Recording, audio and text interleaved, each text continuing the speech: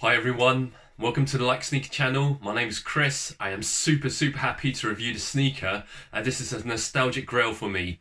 It's the classic Nike Air Max 3 Radiant Red. Let's do this.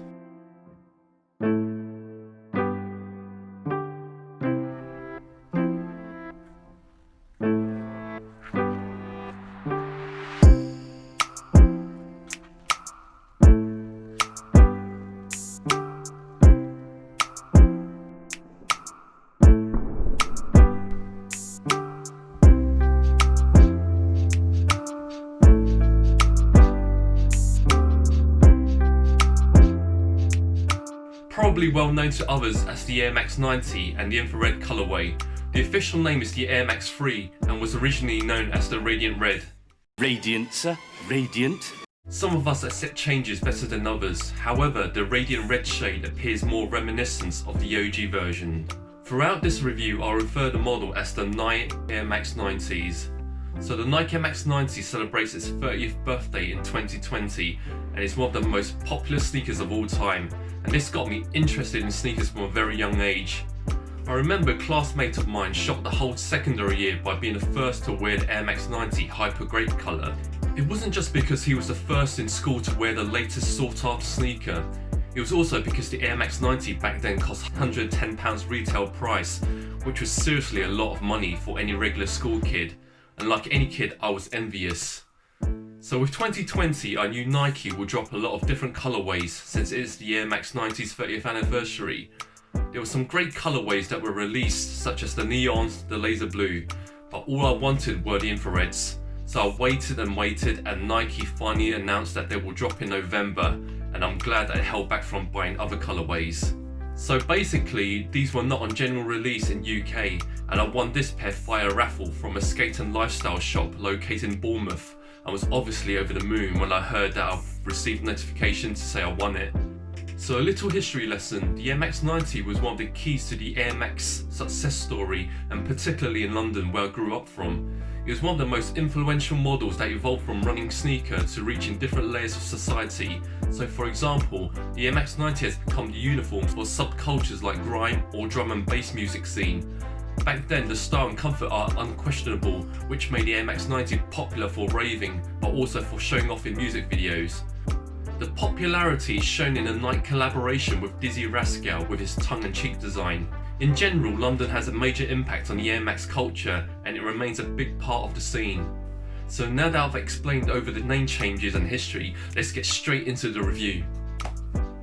So here we have the Nike Air Max 90 Radiant Red, released on the 9th of November and retailed for £130. So what Nike have done is they've gone back to its roots by going back to its original name and colourway along with the original retro box.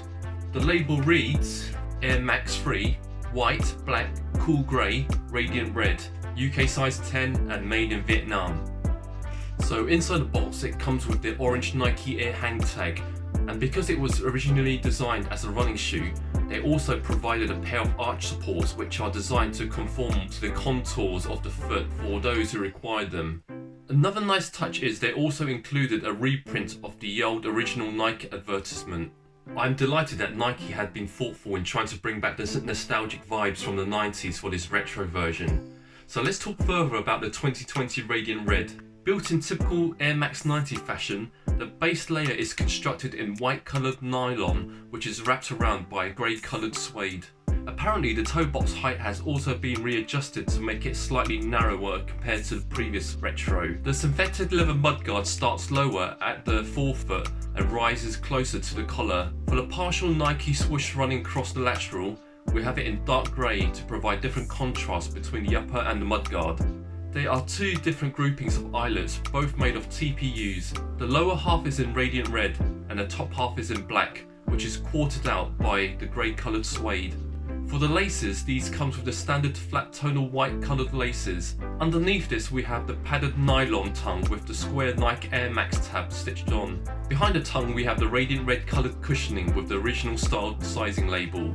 The collar and the inner liner are the same colour as the grey suede on the outside. I am glad that they have replicated the OG style by including the stamp size, and in my case you can see the US size 11 within the medial side.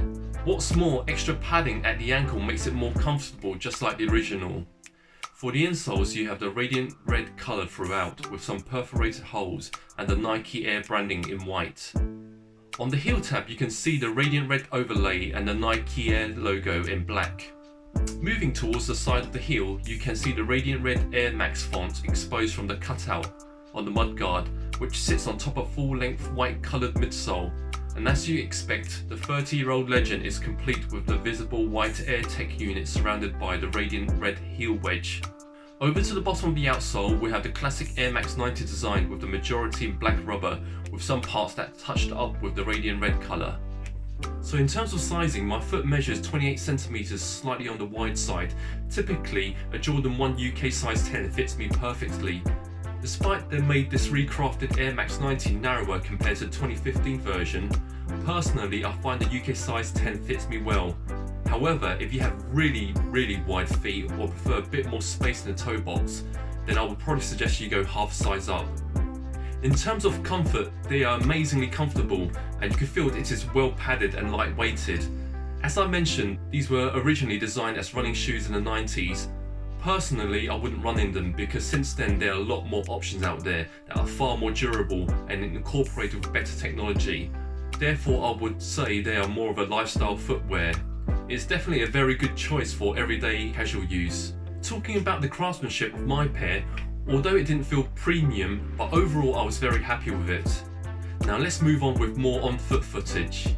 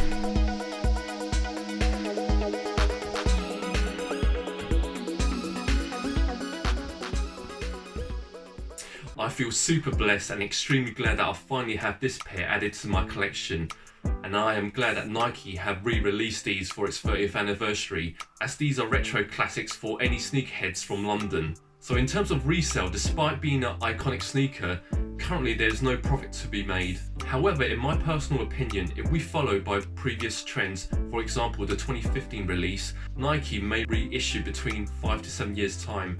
I think between now and until then it will climb gradually towards the £220 mark. The term classic gets thrown around a lot these days, but these really are classic in the truest form.